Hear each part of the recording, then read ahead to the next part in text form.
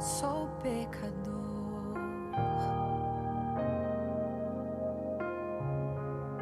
Não quero entender a tua lei, só teu favor.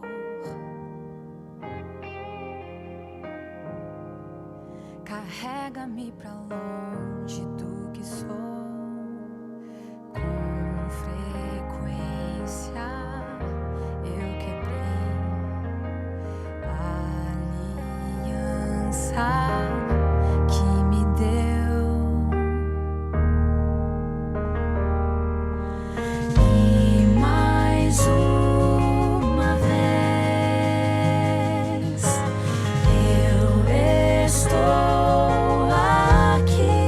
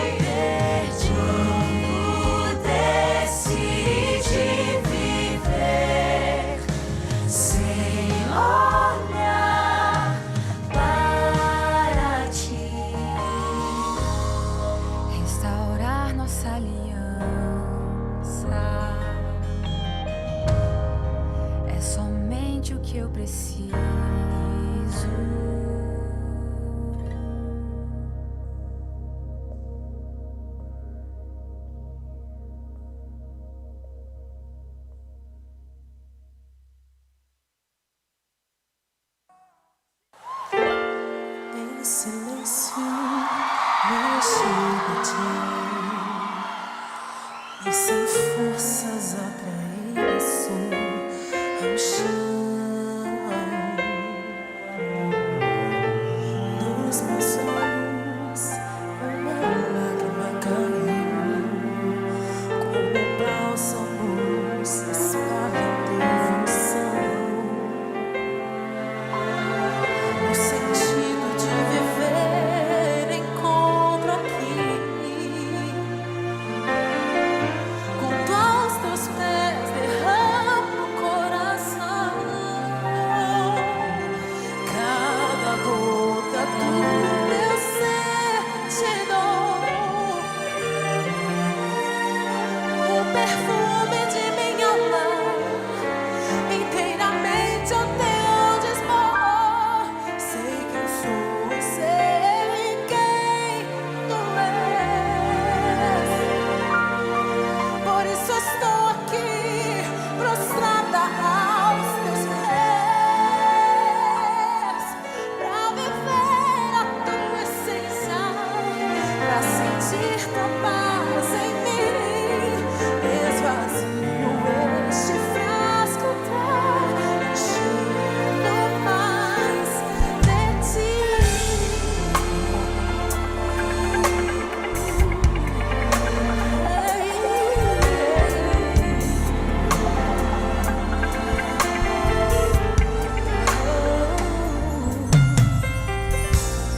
Mesmo em prantos, eu consigo escutar a voz de um outro olhar me reprovar.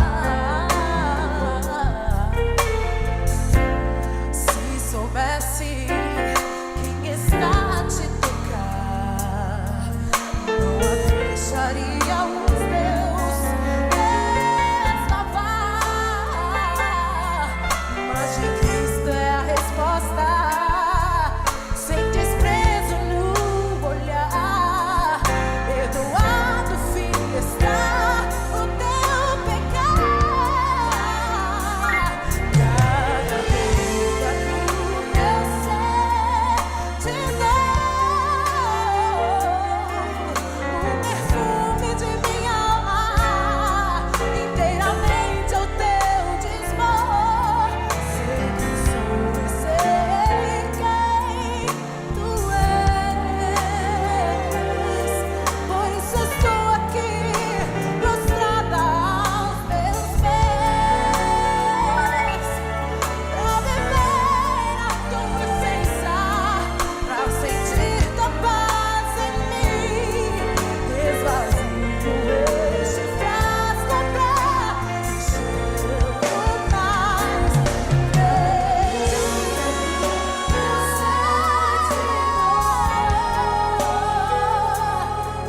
O perfume de minha alma inteiramente o teu.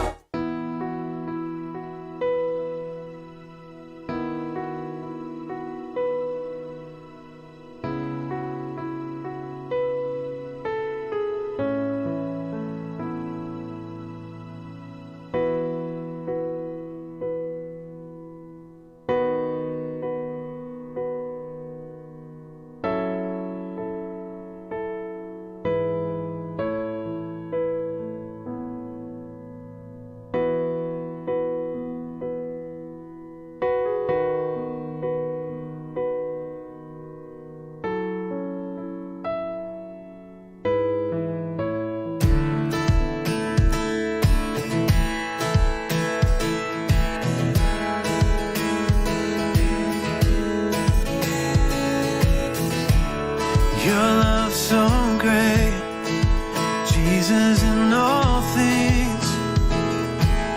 I've seen a glimpse of your heart, a billion years. Still I'll be singing. How can I praise you enough? How can I praise you enough? We sing you are the Lord. You are the Lord Almighty. I've done it all the stars in glory. Your love is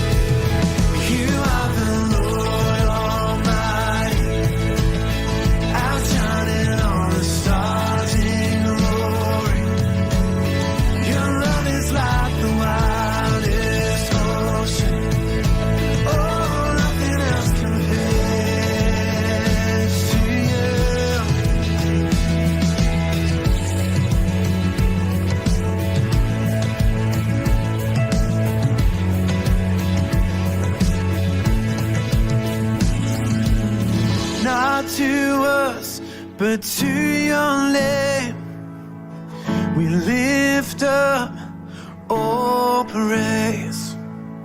Not to us, but to your name we lift up all praise.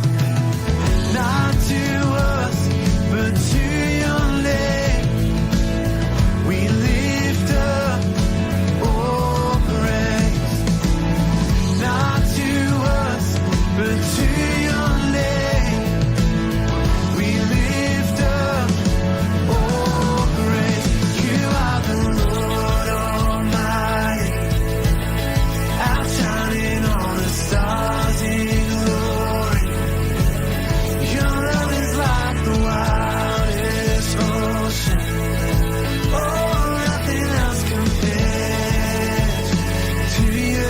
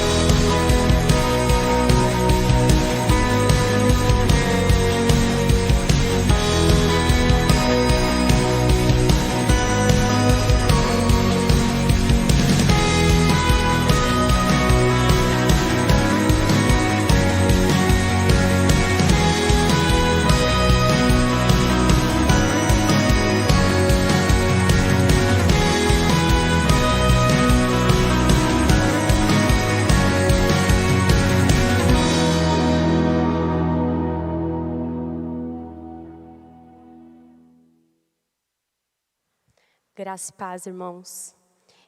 Estamos aqui nesse domingo para celebrar o nome do Senhor. Então, eu queria que você se desligasse de tudo que tira a sua atenção e tirasse esse momento para adorar, para exaltar o nome do Senhor. Lá em Mateus 18:3 diz assim: a menos que vocês se convertam e se tornem como crianças, jamais entrarão no reino dos céus. Você que tem criança pequena, ou você que trabalha criança, que já teve contato com criança, você sabe o quanto elas são dependentes, né? Elas às vezes, claro, várias características elas têm que daria pra gente ressaltar aqui, mas a que eu quero dizer para vocês é que elas, a todo momento assim, tem uma briguinha, uma coisa, é pai, mãe, tia. Elas se socorrem daquela autoridade, daquela pessoa que está ali cuidando delas para resolver o problema delas, né? Então, eu acredito que foi isso que Jesus quis dizer quando falou que para a gente entrar no reino dos céus, a gente tem que ser como uma criança.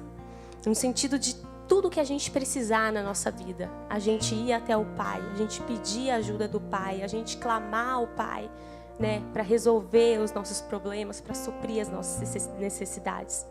E é essa dependência que eu creio que o Espírito Santo quer que você tenha dele.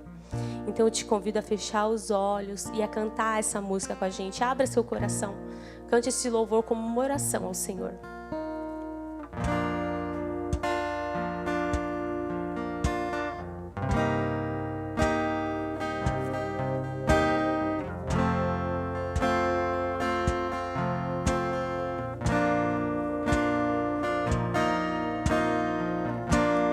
Quero ser como criança,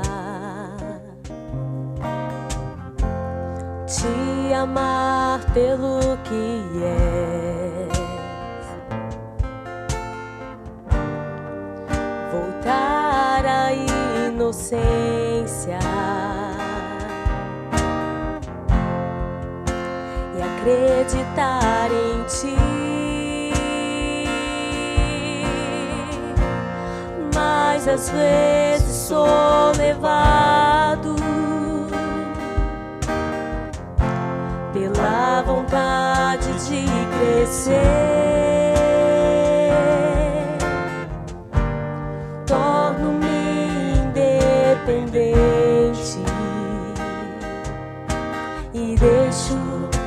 simplesmente crer.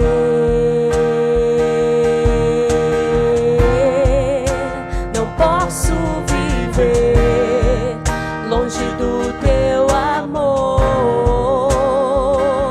Senhor. Não posso viver longe do teu afago, Senhor.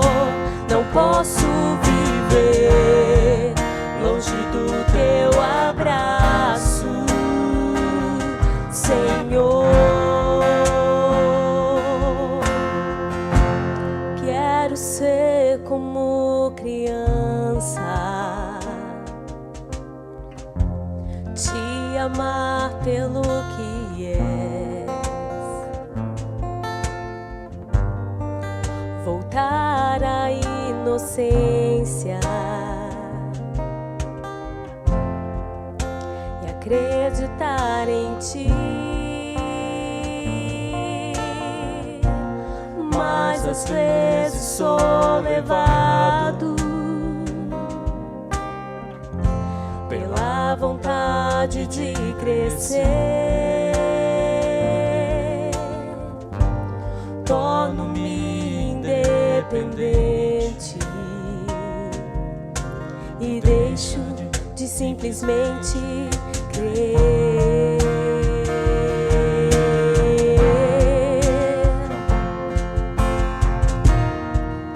Não posso viver longe do teu amor, Senhor.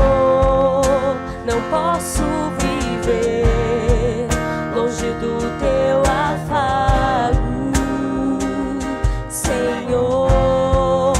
Não posso viver longe do teu abraço, Senhor.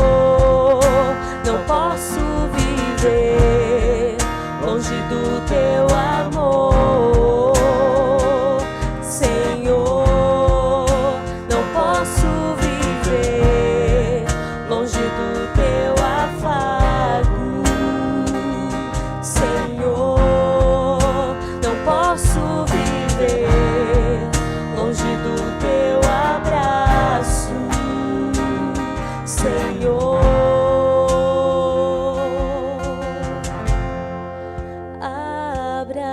Abraça-me,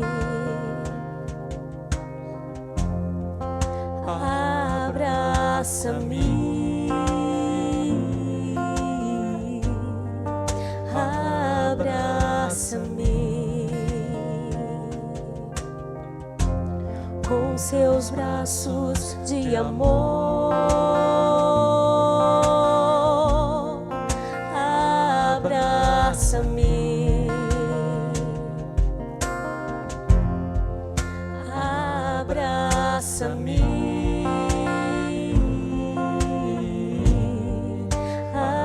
abraça-me com seus braços de amor. Ó Senhor Jesus, nós nos consagramos ao Senhor, meu Deus. A gente deseja ser totalmente dependente do Senhor, totalmente dependente da Tua vida, do Teu Espírito Santo, Senhor Jesus. Em nome de Jesus, enche a nossa vida. A Ti pertence todo louvor, toda a glória, toda a honra, para todo sempre, Jesus.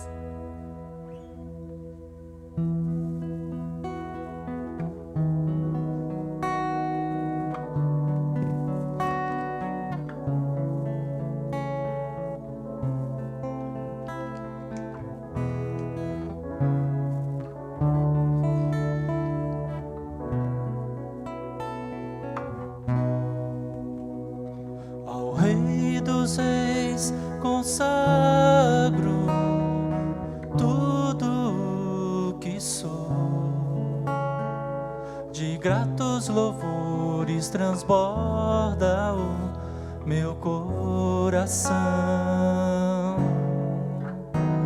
A minha vida eu entrego na nas tuas mãos, meu Senhor, pra te exaltar com todo o meu amor. Eu te louvarei conforme a tua justiça e cantarei louvores, pois tu és altíssimo. Celebrarei a ti, ó Deus, com meu viver. Cantarei e contarei as suas obras, pois por tuas mãos foram criados terra, céu e mar e todo ser que neles há.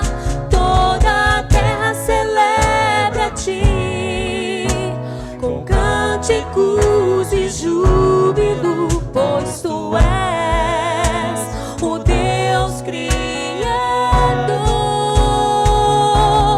Toda a terra celebra a ti com cânticos e júbilo, pois tu és o Deus Criador.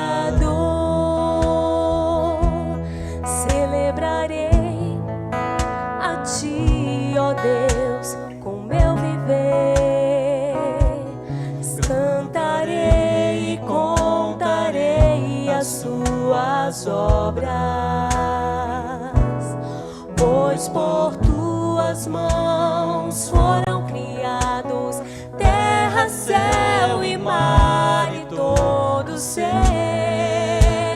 que neles há.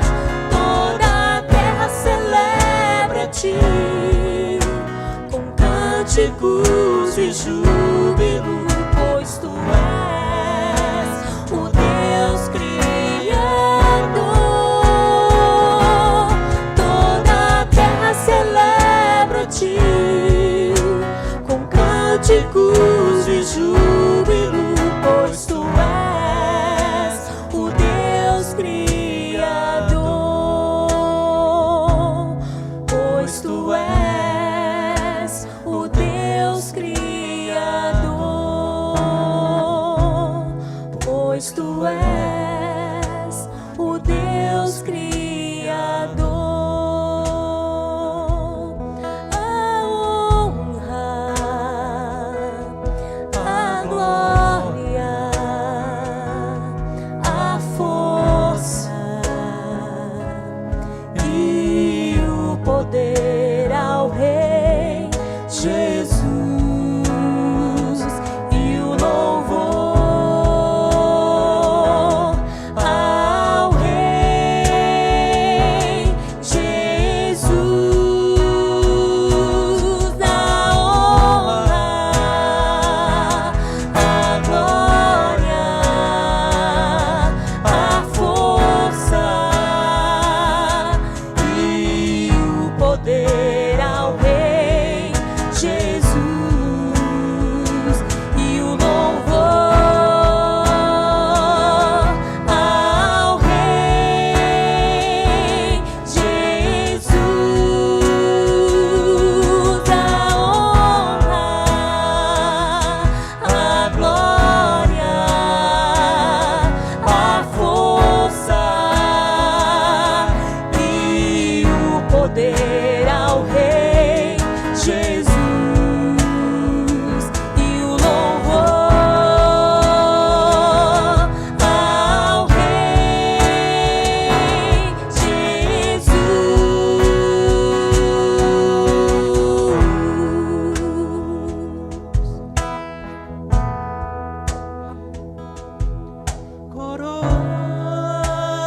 Coroamos a ti, ó Rei Jesus. Coroamos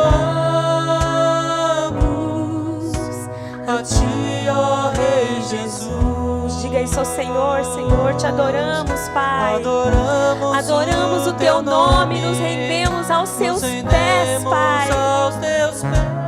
Consagramos todo o nosso ser a Ti. Consagramos todo o nosso ser a Ti. Coroamos a Ti, ó Rei Jesus. Coroamos a Ti, ó Rei Jesus. Adoramos o Teu nome, nos rendemos aos Teus pés. Consagramos todo o nosso ser a Ti. Consagramos todo o nosso ser a Ti. Consagramos todo o nosso ser a Ti.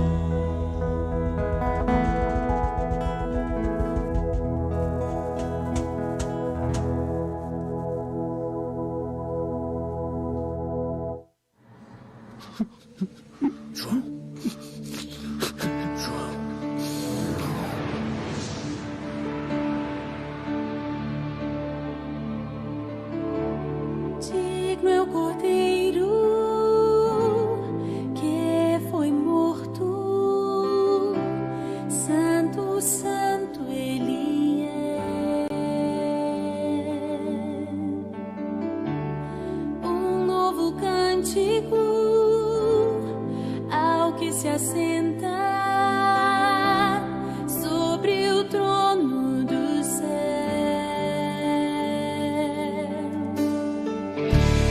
Digno é o Cordeiro que foi morto, Santo, Santo Ele é. Um novo cântico ao que se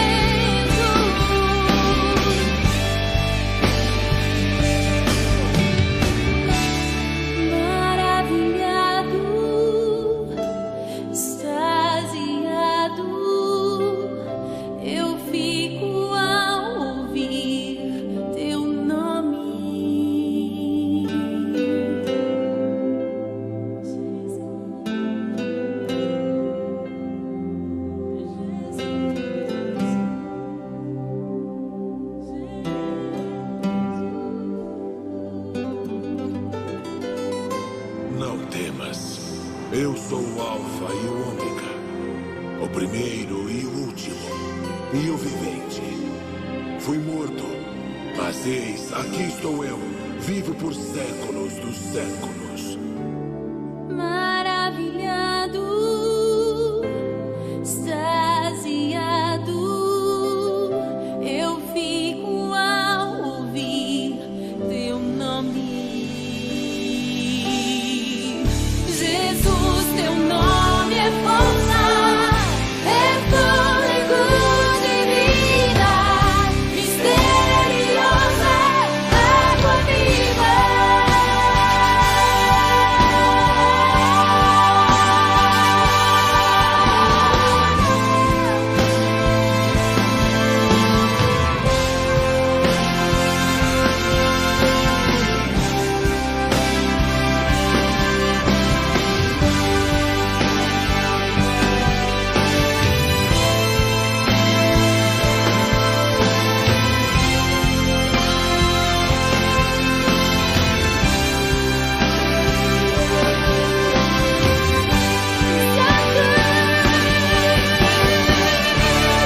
Santo, Santo, Santo, Deus Todo-Poderoso, que era e há de vir. Com a criação eu canto louvores ao Rei dos Reis. És tudo para mim e eu te adorarei. Santo, Santo, Santo, Deus Todo-Poderoso,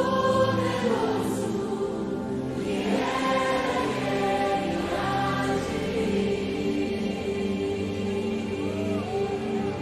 Com a criação eu canto louvores ao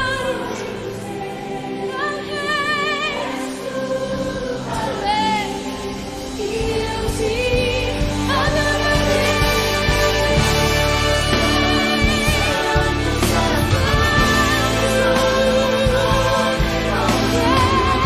Que era e há de vir. Com a criação eu canto louvores ao Rei. És tudo para mim e eu te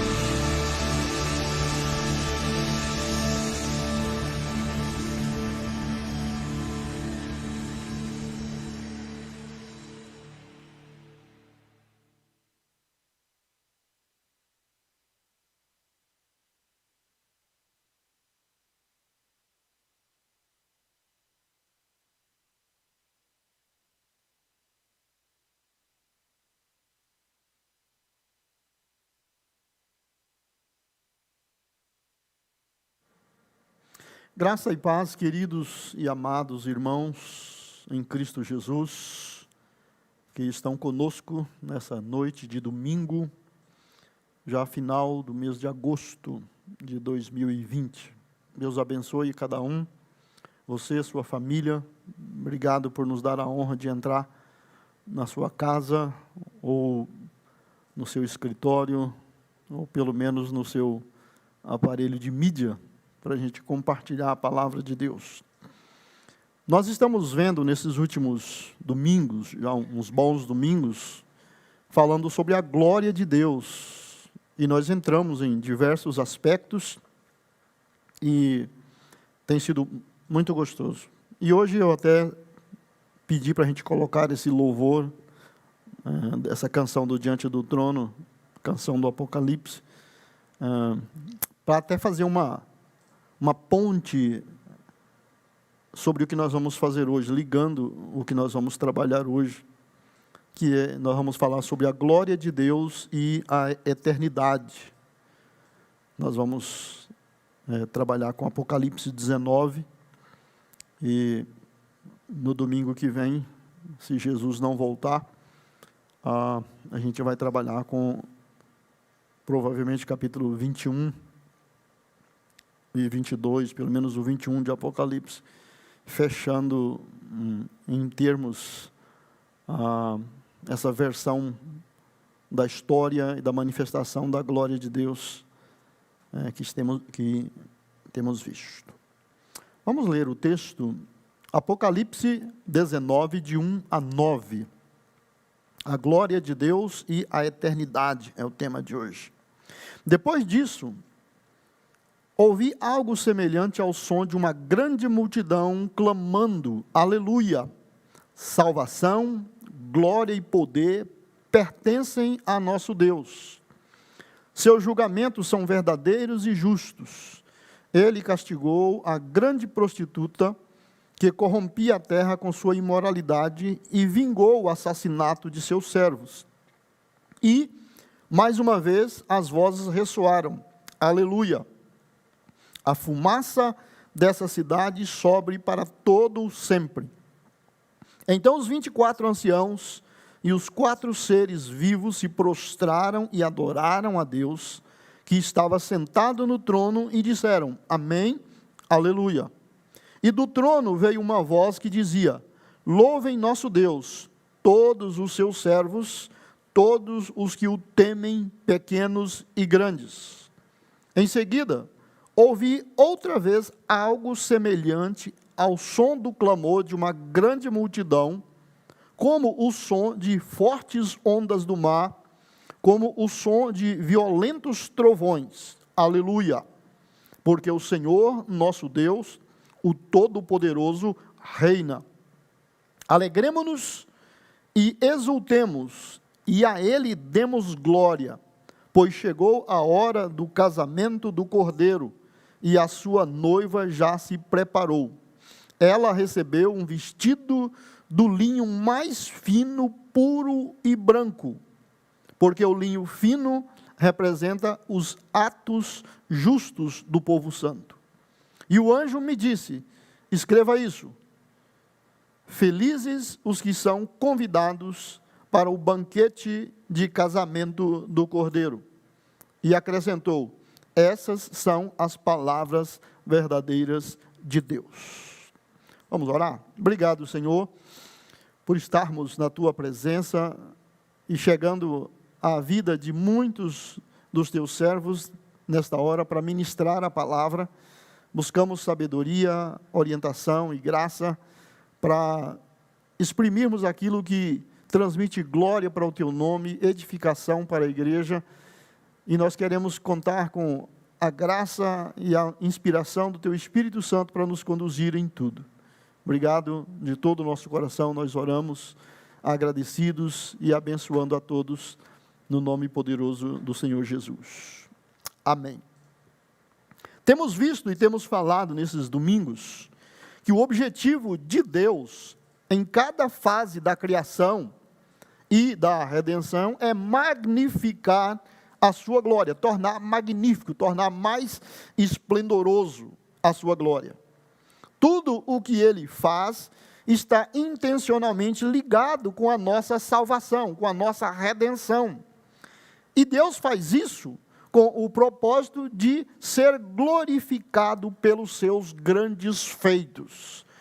Deus se satisfaz com as suas obras, com os seus feitos, com os seus planos, e Ele sabe que, pelo que Ele fez, pelo que Ele investiu, Ele é digno de ser adorado, de ser glorificado, de ser honrado, E então toda a obra dele visa também a sua glória.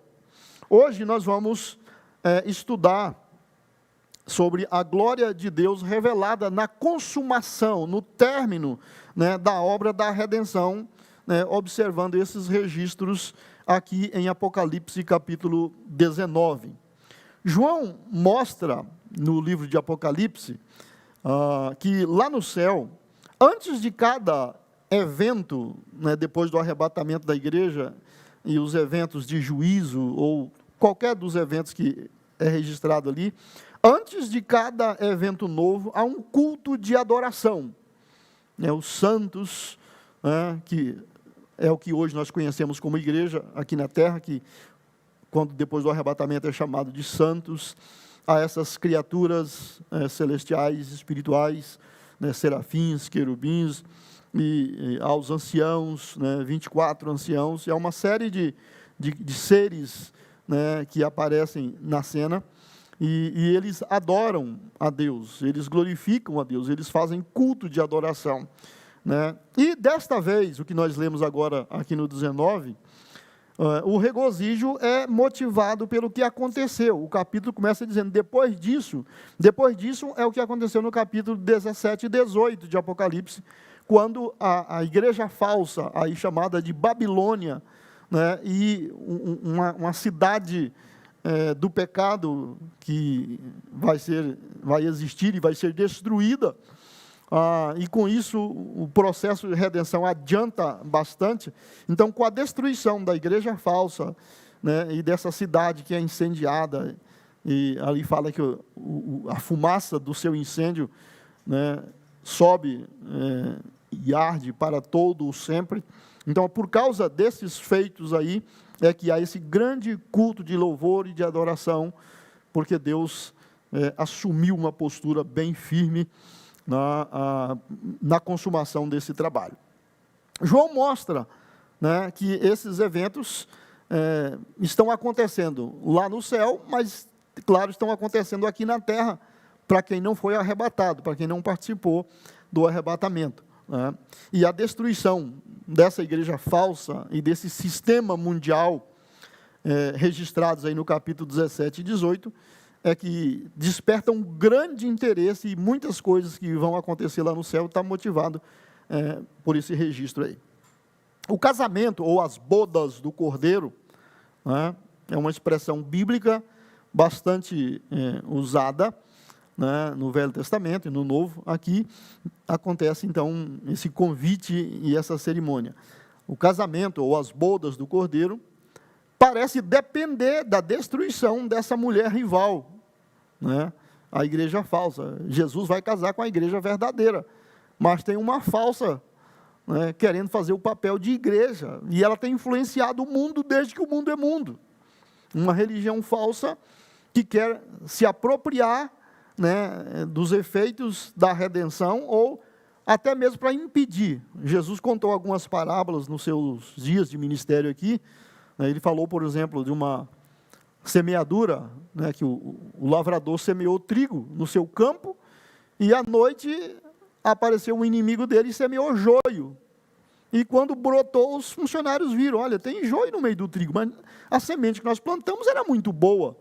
Como é que apareceu o joio? Aí ele falou, é um inimigo que trabalha enquanto a gente não está trabalhando, ou a gente está em repouso. E vamos arrancar? Não. Ele falou, não, deixa crescer junto. Se a gente for arrancar o joio agora, a gente pode correr o risco de arrancar trigo. Então, deixa crescer, dar flor, dar fruto, deixa amadurecer. Quando chegar a época da colheita, aí Jesus mudou de assunto. Em vez dele falar de colheita de trigo, ele falou, aí vem os anjos e colhe o joio e joga no fogo, e o trigo vai para o celeiro. Então, ele jogou dois assuntos simultâneos. Então, essa igreja falsa, ela está infiltrada na igreja verdadeira. Então, tem gente que é membro da igreja local, membro da igreja física aqui na terra, mas ele nunca foi membro e nunca será membro da igreja de Cristo. Ele é um joio plantado pelo que ronca e fuça, e a função dele é atrapalhar, é desviar pessoas, é transtornar doutrinas, ensinamentos da verdade de Deus, trazer o mundanismo para dentro da igreja, facilitar o trabalho do diabo. Mas Jesus falou, deixa aí. Enquanto a pessoa está vivo, ele tem a oportunidade de se arrepender, de se converter e de mudar de atitude e até ser salvo. Então, esse joio no meio da igreja, eles têm a oportunidade, ao ouvir a palavra, ao ouvir a ação do Espírito Santo, de mudar. Mas essa é a igreja falsa. Na hora que o anticristo aparecer e querer fazer coisas maravilhosas, quem você acha que vai aliar com ele? Não é a igreja verdadeira. São pessoas que querem benefícios, querem... né? Como é que a gente faz para a gente não sofrer e continuar crente? Como é que a gente faz para a gente não ser torturado? Eles negociam e isso é... Tá? Mas não é o assunto de hoje. Mas que eles existem. Enquanto essa igreja falsa não for destruída, aqui ela aparece como se fosse quase uma concorrente, né, da noiva de Cristo. Mas Jesus só vai casar com a verdadeira. No verso 2, na nova versão transformadora, que eu tenho usado ultimamente, né, ele é citado ali: seus julgamentos, os julgamentos de Deus, são verdadeiros e justos. Ele castigou a grande prostituta, que corrompia a terra com sua imoralidade, e vingou o assassinato de seus servos. Você já estudou a história da igreja, ou já ouviu falar na história da igreja, ou na história geral, o quanto uma igreja matou de cristãos, de filhos de Deus, de servos de Deus, em nome de dogmas, em nome de doutrinas, em nome de defender a verdade? Está aí, ó. Seus julgamentos são verdadeiros e justos. Ele castigou a grande prostituta. Né? Prostituir espiritualmente é você ter compromisso com uma pessoa e flertar com outra, ou se relacionar com outra. Então, essa igreja falsa, né, ela flertava com o mal, na verdade ela era do mal, né, no fundo, e ela corrompia com imoralidade. Ou seja, ela parece muito boa, muito certinha, mas na verdade ela desvia as pessoas para coisas erradas, né? E Deus vingou o assassinato dos seus servos. Chegou o tempo de Deus acertar as contas. Na versão corrigida, esse mesmo versículo fala: porque verdadeiros e justos são os seus juízos, pois julgou a grande prostituta que havia corrompido a terra com sua fornicação, e das mãos dela vingou o sangue dos seus servos. Muito bem. O sangue dos seus servos, né, está se referindo, é uma referência aqui à função desempenhada pela igreja falsa na perseguição contra os santos durante toda a história da humanidade. Houve imenso júbilo nos céus por causa, né, desse julgamento desferido contra essa Babilônia. O texto de Apocalipse, né, aí do 1 até o 5, né? Depois disso, ouvi algo semelhante ao som de uma grande multidão clamando: aleluia, salvação e glória e poder pertencem ao nosso Deus. Seus julgamentos são verdadeiros e justos. Ele castigou a grande prostituta que corrompia a terra com sua imoralidade, vingou o assassinato dos seus servos. E mais, uma vez as vozes ressoaram: aleluia, a fumaça dessa cidade sobe para todo sempre. Gente, nenhum incêndio, nenhum escombro dura para sempre. Então aqui não está falando de uma cidade que foi bombardeada e está ardendo em chama. Isso não dura para sempre. Mas aqui fala que a fumaça dessa cidade sobe para todo sempre. Então os 24 anciãos, uma representação dos salvos de todos os tempos, do Velho e do Novo Testamento, e os 4 seres vivos se prostraram e adoraram a Deus que estava sentado no trono, e disseram amém, ou seja, assim seja, concordamos, bem feito, aleluia. E do trono veio uma voz que dizia: louvem o nosso Deus, todos os seus servos, todos os que o temem, pequenos e grandes. Então houve um culto, uma celebração, um grande júbilo por causa da destruição, né, dessa entidade, dessa coisa, né, que ao longo dos séculos, ao longo da existência do povo de Deus na terra, veio produzindo destruição, veio produzindo coisas ruins. E Deus sempre avisou, sempre esteve nas profecias que Ele iria acertar contas, né? Embora muitas pessoas nunca levaram isso a sério, mas agora nós estamos vendo que isso está no nosso futuro, tá bom? essas coisas vão acontecer após o arrebatamento não aconteceu, então, no momento, ainda está no nosso futuro. Isso significa o fim da iniquidade sobre toda a face da terra, e o reino de Deus está prestes a ser instalado, né?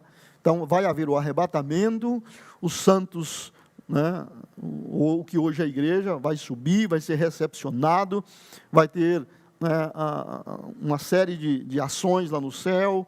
Deus vai, através de Cristo e dos santos que subiram, né, da igreja que foi transformada, vai julgar o reino dos homens aqui, o anticristo, e ao finalzinho disso, né, vai haver esse grande culto, essa grande celebração, né, e vai haver aí o casamento do Cordeiro, né, de Cristo com a igreja, com a sua noiva, e depois ele vem para instalar o seu reino de 1000 anos, prender o diabo e instalar o milênio, né, e depois nós vamos ver o que acontece depois dos 1000 anos. Mas por enquanto nós estamos entre o arrebatamento e a segunda volta de Jesus até a terra, né? Então aqui, já o que nós conhecemos hoje como mal, como iniquidade, que graça no mundo, já está praticamente eliminado e o reino de Deus está prestes a ser instalado. No capítulo 11 de Apocalipse, né, do 15 até o 18, está falando também do arrebatamento, né, o que vai acontecer logo em seguida. O 7º anjo tocou sua trombeta e fortes vozes gritaram no céu: o reino do mundo se tornou de nosso Senhor e de seu Cristo, e ele reinará para todo sempre. Os 24 anciãos que estavam sentados em seus tronos diante de Deus se prostraram com o rosto em terra, né? Seria no piso, estão lá no céu, né? Na terra aqui é só uma expressão humana da gente botar a cara na terra, né? O rosto em terra, e o adoraram, dizendo: nós te agradecemos, Senhor Deus, o Todo-Poderoso, que és e que eras, pois agora assumiste teu grande poder e começaste a reinar. As nações se enfureceram, mas agora chegou o tempo da tua ira. É tempo de julgar os mortos e de recompensar teus servos, os profetas, assim como teu povo santo, e todos que temem o teu nome, desde os pequenos até os grandes. É tempo de destruir todos que causaram destruição na terra. Veja bem, a cena é praticamente a mesma, apenas descrita em termos diferentes. As bodas do Cordeiro, né? Bodas é o mesmo que casamento, né? Por isso que a gente tem bodas de prata, bodas de ouro, bodas de diamante, né, quando faz aniversário de casamento. As bodas do Cordeiro, esse é um tema e um assunto muito comum, tanto no Velho quanto no Novo Testamento. Por isso é uma figura bastante celebrada na Bíblia, aqui no Apocalipse, né, como a igreja é tratada como noiva de Cristo, né, esse encontro tem essa finalidade. Aí no capítulo 19, do 7 até o 9, né, fala: regozijemo-nos e alegremo-nos e demos-lhe glória, porque vindas são as bodas do Cordeiro, e já sua esposa se aprontou, e foi-lhe dado que vestisse de linho fino, puro e resplandecente, porque o linho fino são as justiças dos santos. E disse-me: escreve, bem-aventurados aqueles que são chamados à ceia das bodas do Cordeiro. E disse-me: estas são as verdadeiras palavras de Deus. Essa aqui é a tradução da corrigida, né? Então, gente, quem está meio desanimado aí ou está com fome, lá no céu vai ter um banquete, vai ter um baita casamento, uma baita festa com banquete, né? Então, deve ser muito bom, deve ser maravilhoso, né? E falou que é bem-aventurado quem é convidado para participar desse banquete, né? O noivo, né, é o Cordeiro, é Cristo, né? A palavra Cordeiro, que é um tipo da pessoa de Cristo, bastante citado no Antigo Testamento, aqui no Novo Testamento e já no Apocalipse, ele se tornou quase como se fosse o nome de Jesus. Ele é tratado, né, inclusive, né, como o Cordeiro, a noiva do Cordeiro, as bodas do Cordeiro, né? João 1:29 foi a primeira citação dele no Novo Testamento, né? João ali 1:29, né? Eis o Cordeiro de Deus que tira o pecado do mundo. Aquilo que era apenas um símbolo, né, passou a fazer parte da identidade, da essência, da natureza de Cristo, e para sempre ele vai ser lembrado como Cordeiro de Deus. O Salmo 45, eu sei que vocês já leram o Salmo 45 muitas vezes, mas eu vou ler o Salmo 45 com vocês, e eu sou capaz de garantir que vocês nunca tinham observado o que realmente o Salmo 45 diz, né? Como é interessante você ler um texto da Bíblia à luz de outro texto ou de outro assunto. E o Salmo 45 é um salmo profético falando da pessoa de Cristo, falando da igreja, não aqui na terra, mas dessa ocasião aqui das bodas do Cordeiro. Se você tem a sua Bíblia e quiser abrir e acompanhar, se não depois, você vai lá no Salmo 45 e presta atenção em como é descrito esse texto que a gente lê constantemente, acha bonito, interessante, mas nunca ligou ele a um outro tema tão importante. Lá diz, Salmo 45, ele é 17 versos, eu vou lê-lo todo, porque eu quero que vocês entendam o sentido inteiro. E eu não quis separar apenas uns versos especiais. Lindas palavras comovem meu coração. Recitarei um belo poema a respeito do rei, pois a minha língua é como pena de um habilidoso escritor. Tu és o mais belo de todos. Palavras graciosas fluem de teus lábios. Sim, Deus te abençoou para sempre. Põe a tua espada à cintura, ó poderoso guerreiro. Tu és glorioso e majestoso. Em tua majestade cavalga para a vitória e defende a verdade, a humildade, a justiça. Avança e realiza feitos notáveis. Tuas flechas são agudas e atravessam o coração de teus inimigos. As nações caem a teus pés. Teu trono, ó Deus, permanece para todo sempre.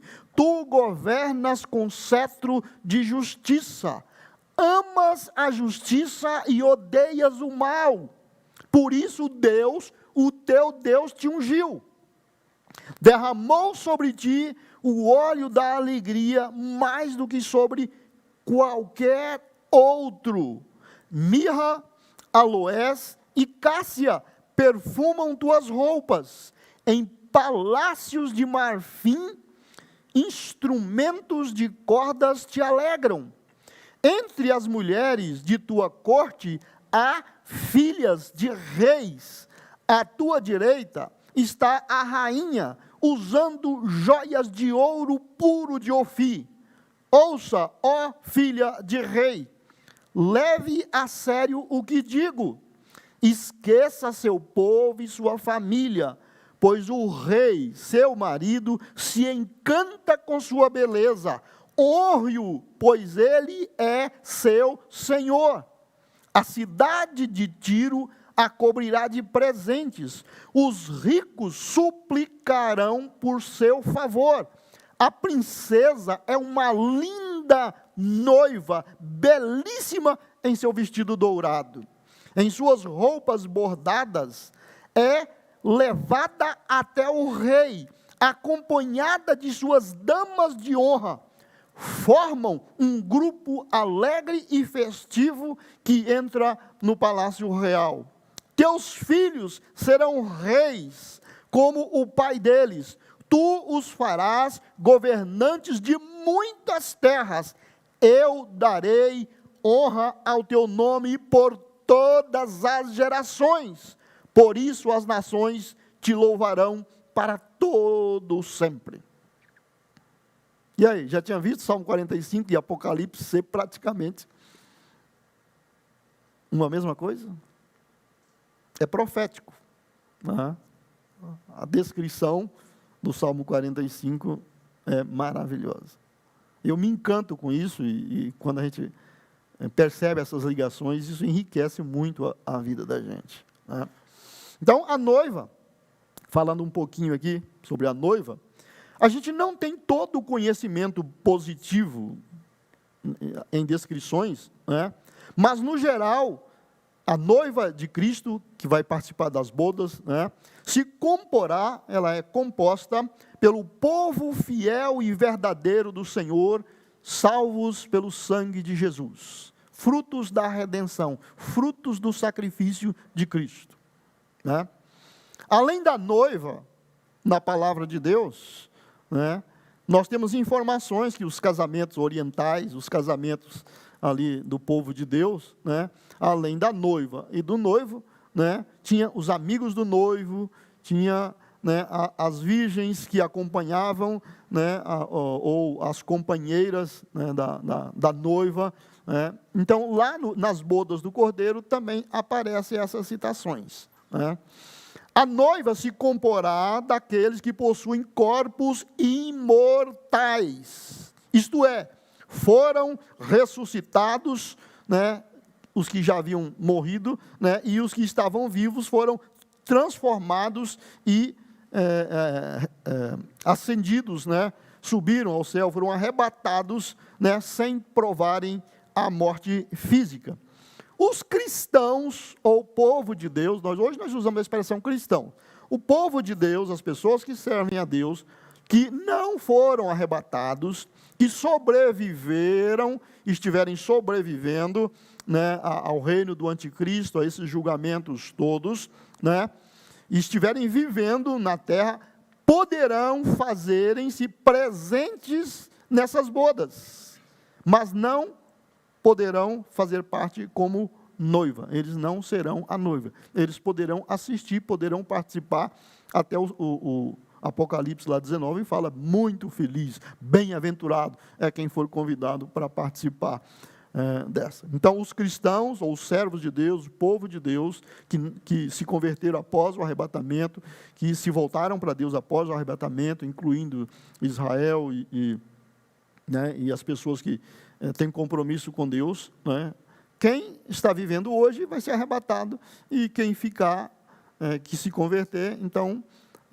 vai ter povo de Deus sempre na terra, e eles então poderão ser convidados, podem participar das bodas, mas não serão parte da noiva. A noiva só os que hoje e até o arrebatamento fizerem parte da igreja. Nem os 144 mil, né, que estiverem e estarão vivos nessa época na terra, sobre a terra, também não compõem a noiva. O texto do capítulo 14, versos 4 e 5, fala sobre esses 144. Eles se conservaram puros, sem manter relações com mulheres, e seguem o Cordeiro por onde quer que ele vá. Foram comprados dentre os habitantes da terra como oferta especial a Deus e ao Cordeiro. Não mentem, são irrepreensíveis. A maioria dos teólogos, dos estudiosos, defendem que a ideia aqui não é que sejam jovens solteiros que nunca se envolveram sexualmente, mas são pessoas que tiveram uma vida casta, pura e correta, e mesmo que forem casados, eles nunca se envolveram em imoralidade, em práticas sexuais pecaminosas, que nesse caso aí, casamento e sexo no casamento seria pecado, e é claro que isso não condiz com a doutrina bíblica, né? O testemunho de Jesus, né? É uma citação usada ali, que o testemunho de Jesus é o espírito da profecia. Jesus sempre ensinou e falou muito sobre o futuro, e era pouco compreendido. Então, o espírito de profecia, ao vermos, ou as pessoas verem essas profecias se cumprindo, então esse espírito de profecia é a melhor testemunha de Jesus. Prova que ele era, que o que ele fez, o que ele falou, o que ele ensinou, ele sempre foi exatamente isso. João, ao ver isso, essas cenas, né, ele ficou extasiado, vamos dizer assim, abobado, né, e ele reverenciou indevidamente o anjo, né, talvez pelo pasmo do sobrenatural que lhe foi revelado, né? Mas o anjo não aceitou que ele se curvasse, que ele adorasse, né? Que ele reverenciasse de alguma forma. O anjo falou para ele: ó, eu sou conservo teu, né? Os santos, né, são responsáveis pela administração do processo. Então, aquele anjo que estava falando com João ali, na verdade, era alguém que fez parte da igreja. É um conservo, um ministro, né, de Deus, uma pessoa, e não necessariamente ele pode ser adorado e não aceita ser adorado, como também os anjos não aceitam ser adorados. Não, eles não podem ser adorados e não aceitam ser, eles transmitem toda a glória para Deus. O 19:10, onde há esse episódio, né? E eu lancei-me a seus pés para o adorar. Ele ficou tão extasiado com o que o anjo estava mostrando para ele, sobre a vitória de Deus, sobre os seres ali adorando, prostrando e louvando a Deus pela vitória, né, e vingança ao sofrimento da igreja. Então ele se prostrou para o adorar. Mas ele disse-me: olha, não faças tal, sou conservo teu, ou sou servo juntamente com você, e de teus irmãos que têm o testemunho de Jesus. Adora a Deus, porque o testemunho de Jesus é o espírito da profecia. No 22:8, né, pode ser uma descrição da mesma cena, mas em época, descrito em época diferente, mas é a mesma cena. E eu, João, sou aquele que vi e ouvi estas coisas, e havendo ouvido e visto, prostrei-me aos pés do anjo que mas mostrava para o adorar. Disse-me: olha, não faças tal, porque sou seu conservo, sou conservo teu e de teus irmãos, os profetas, e dos que guardam as palavras deste livro. Adora a Deus. Então, nós levamos isso bastante a sério, né, e entendemos que só Deus pode ser adorado, e mesmo os grandes apóstolos, né, hoje nós chamamos eles de grandes apóstolos, pelo grande serviço que serviram e fizeram pela igreja e pelo reino de Deus, não podem ser reverenciados, adorados, glorificados. Eles são pessoas como nós que estão servindo a Deus e buscando fidelidade. Eu quero fazer uma aplicação, terminar aplicando. De propósito, essa mensagem é um pouco mais curta, porque ou eu fazia duas, ou fazia uma muito longa. Então, eu optei por fazer duas mais breves, mas que dê para a gente ter um bom entendimento. Então, vamos fazer uma aplicação aqui, e no próximo domingo, se Deus assim nos permitir, nós fazemos a outra parte sobre a glória de Deus e a eternidade.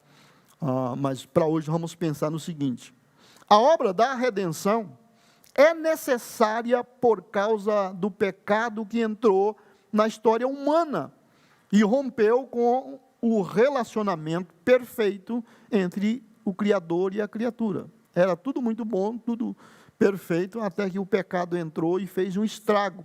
Então, tudo isso nós temos visto na Bíblia, estudado sobre a redenção, sobre o sacrifício de Cristo, sobre esse projeto tão grande que Deus fez. Tudo isso foi necessário por causa do tamanho do estrago que o pecado fez no projeto original de Deus. A revelação da glória de Deus através de Cristo tem como finalidade a salvação dos perdidos. E todo mundo se perdeu. A comunhão com Deus foi quebrada ainda com Adão e Eva, e toda a raça humana passou a existir já fora dos propósitos eternos, né, que Deus havia feito originalmente. Então, essa revelação da glória de Deus através de Cristo tem como finalidade a salvação dos perdidos e a comunhão dessas pessoas com Deus após a salvação, né, a comunhão com os remidos. E é isso que nós vimos hoje. Lá no céu, os salvos de todos os tempos, prostrando e adorando e glorificando a Deus, não só pela salvação deles, mas também por Deus estar fazendo justiça que Ele havia prometido fazer por todo o ministério, por todo o serviço e por todo o estrago que o diabo e os seus auxiliares vinham fazendo, né, contra o povo de Deus. Terceiro, a igreja, como nós somos hoje, como conhecemos, tem um papel muito importante no plano eterno de redenção. Por isso, a participação de todos nós na igreja local, como corpo de Cristo, na vivência do Evangelho, é muito importante. A gente não pode pensar que a igreja Monte das Oliveiras é o pastor Jason e os líderes, pastor Jason e os diáconos, pastor Jason e os líderes de célula, pastor Jason e a diretoria. A igreja de Cristo é composta de todos os salvos, e todos os salvos fazem a obra de Deus acontecer, leva o evangelho, leva a obra da redenção. Então não existe ninguém mais importante ou menos importante. O papel de cada um, de todos nós, experimentando, replicando, transferindo o conhecimento, evangelizando, intercedendo, fazendo o reino de Deus acontecer, é importante. Você não pode cair na conversa do diabo de que você é muito simples, que você não tem conhecimento, que você não tem sabedoria e que você não é útil no reino de Deus. Tem pessoas que sabem fazer melhor. Pode ter, mas Deus salvou você para um propósito eterno. Deus me salvou, Deus me alcançou, Deus alcançou a cada um de nós para um propósito eterno. Então, cada um de nós deve participar como glória a Deus, como serviço a Deus, como gratidão por Ele ter nos alcançado. A gente não faz ministério porque somos bons, somos chamados, sabemos pregar, sabemos ensinar, somos bons para evangelizar, fazer discipulado, e nós fazemos a coisa acontecer. Nós servimos a Deus por gratidão por Ele ter nos salvo, por Ele ter nos alcançado. Ministério não tem a ver com ter talento, com ter capacidade. Deus usa todos nós, Deus abençoa cada um de nós, Deus não tem preferência, e cada um de nós tem uma importância no reino de Deus. Nós somos o corpo, e há membros mais visíveis, há funções mais destacadas, mas todas as funções do corpo são úteis e necessárias para o corpo. Então não aceite essa ideia, né? Todos nós precisamos nos envolver. A participação, né, da igreja tem um papel muito importante no plano eterno de redenção. E é por isso que a sua participação na igreja, participando dos cultos, contribuindo com a sua adoração, com o seu louvor, com a sua presença, você servindo com qualquer coisa que você possa fazer, isso é construir o reino de Deus, orar, interceder, fazer parte, evitar dar problemas, evitar se envolver em questões e concentrar em servir a Deus, adorar a Deus. Isso é o nosso papel para a gente ajudar a igreja a avançar.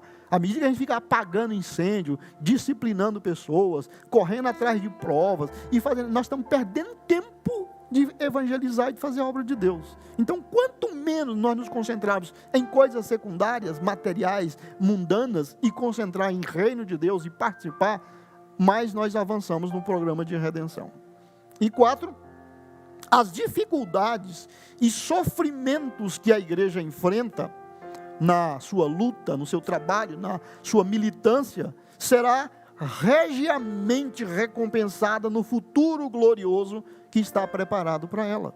Você está passando por luta, por dificuldade, por provação, a igreja está sofrendo muito, está sendo impactada, né, por todas essas coisas ruins que estão acontecendo no mundo. Tem gente fazendo de tudo para estragar tudo que a gente quer fazer de bom. Isso faz parte.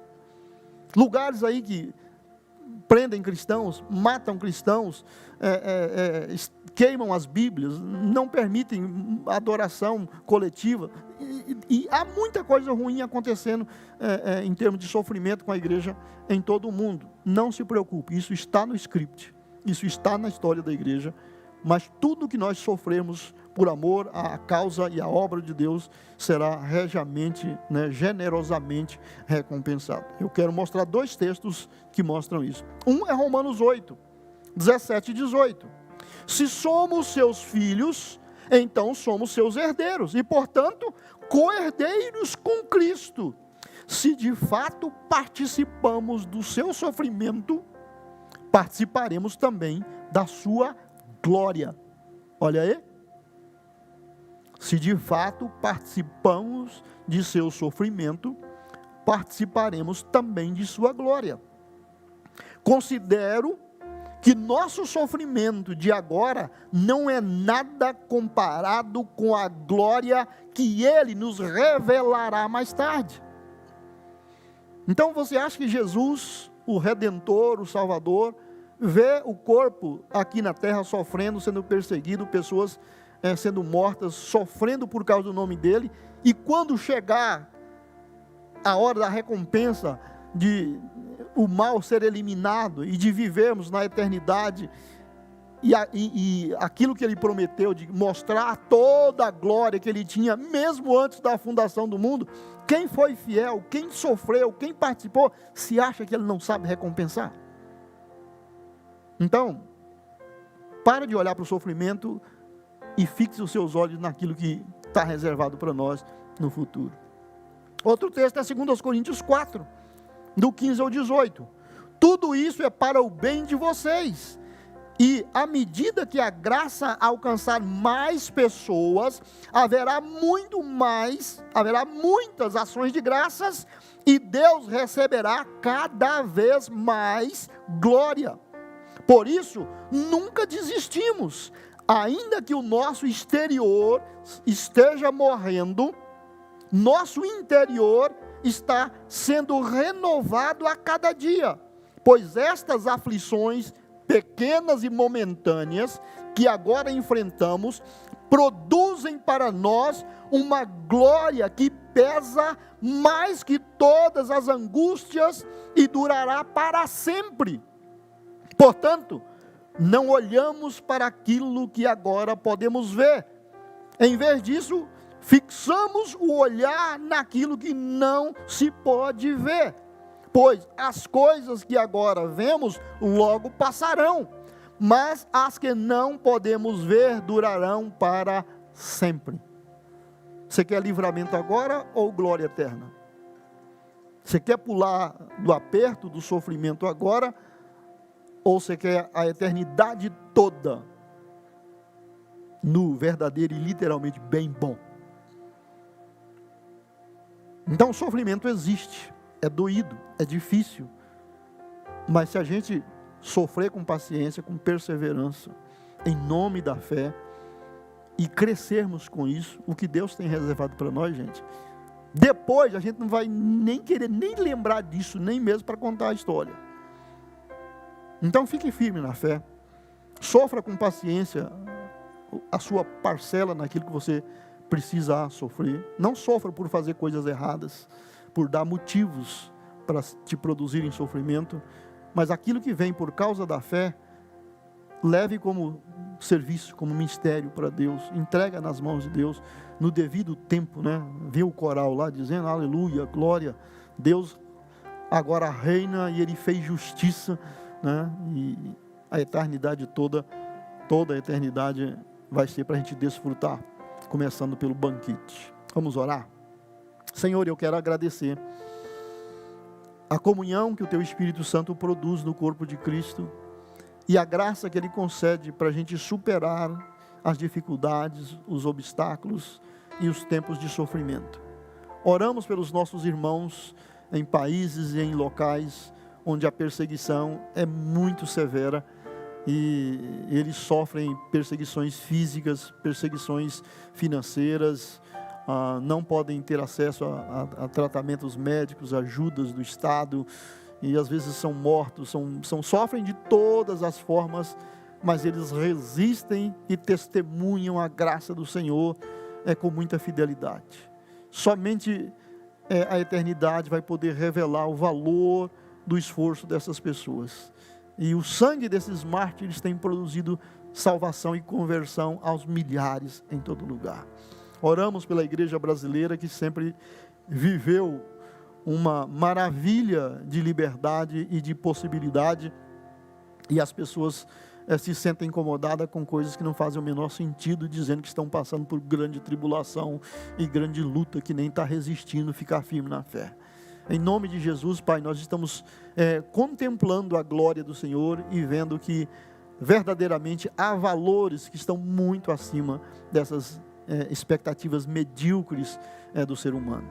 Como igreja local, aqui em Guararapes, aqui no estado de São Paulo, aqui no Brasil, nós queremos ser uma igreja que faz diferença, uma igreja que é diferente e uma igreja que prega um evangelho transformador. Acreditamos na conversão, acreditamos na regeneração, na santidade exigida pela Tua Palavra e pelo Teu Espírito Santo. E pedimos graça para nós continuarmos crendo nesses valores, pregarmos esses valores e suportarmos o joio no meio do trigo, suportarmos os instrumentos do mal presentes para trazer problema, trazer dificuldade, dificultar o avanço do reino de Deus, mas nós estamos comprometidos com a verdade, com a Tua palavra e com o Deus Todo-Poderoso. E é no nome dEle que nós te damos graças. Obrigado, Senhor Deus, por cada pessoa, por cada família ao alcance da nossa transmissão. Nós abençoamos as suas vidas, oramos por ele para que tenha uma semana abençoada, cheia da sua graça e da sua paz. Em nome do Senhor Jesus. Que o amor de Deus, a graça de Cristo e as consolações do Espírito Santo traga uma semana de paz, de bênção, e vocês tenham revelações novas. Estudem esses textos, estudem a palavra de Deus e veja que vale a pena servir a Deus. Deus abençoe. Uma semana abençoada.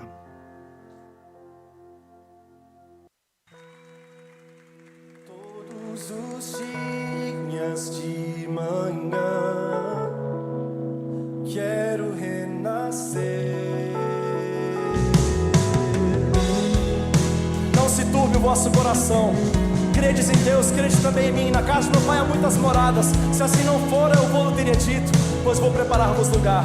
E quando eu for e vos preparar lugar, eu voltarei e vos levarei para mim mesmo, para que onde eu estiver, estejais vós também.